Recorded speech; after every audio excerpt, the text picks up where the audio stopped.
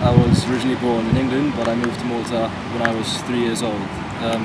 First started playing rugby when I was 11 years old with Overseas RFC. I think it was Rugby Union, and I took up Rugby League maybe just under a year ago. The person that got me into rugby the most was my dad. I remember we went to watch the World Cup final at a bar over here in 2003, and England happened to win.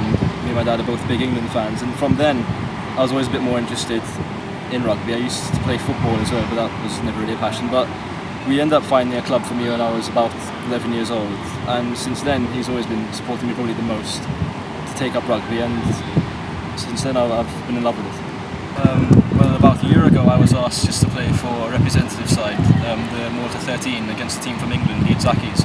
And in fact, Anthony McAuliffe, my coach, had asked me. And I tried out one game of Rugby League and I actually really enjoyed it. And then we had the domestic championship a few months ago, and I ended up captaining the team through that. And since then, he noticed I've got what it takes, and he got me into the team, and which I'm very grateful for.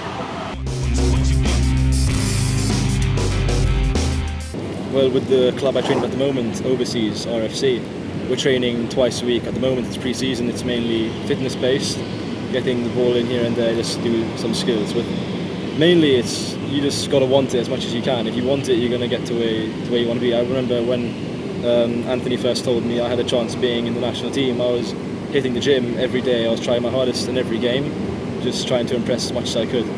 Maybe 2 hours on average in the gym, and with my team about an hour and a half.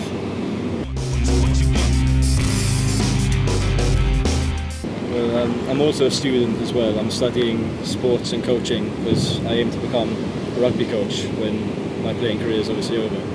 But the balance I use rugby and exercise as my break from studying. If I get home, I'll do some work and I'll go to training as my break. I just blow off some steam at training, go back, do some work, and just get on with my life.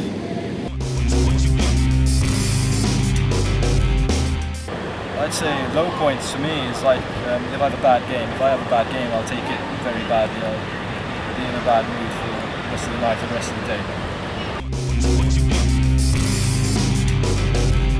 It's definitely getting on the field in the last game against Denmark for Malta. It was the biggest sense of pride I've ever felt. It was indescribable. It was about 20 minutes into the game, and my coach was like, "Okay, Joe, go warm up." And I thought to myself, like, wow, like this is it. Like, I'm actually going to like go on for my country. And when I went on, like, to be honest, at first, it felt a bit surreal, like a bit unreal at the moment. I walked on. I think first thing I did when I got on, I made a tackle, and I said, like, okay, I like this.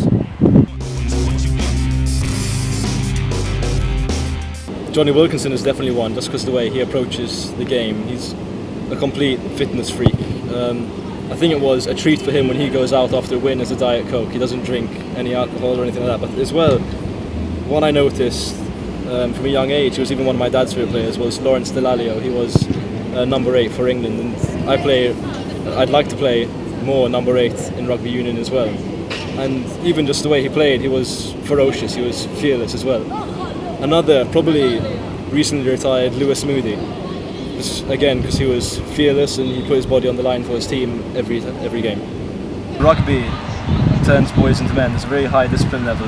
Like, you see some sports where players are shouting at the referee. Rugby, it doesn't go. You shout at the referee, you're going to get sent off. The discipline level is probably the highest in any sport I've played. More financial stability, I'd say, in rugby, like maybe getting paid. There was one player a few years ago who actually went to play in England. He was the first rugby player, Maltese born and bred, to go there. I think, personally, if I had the chance to go play in England, I'd give everything I have to it. I'd drop everything here and I'd go for it.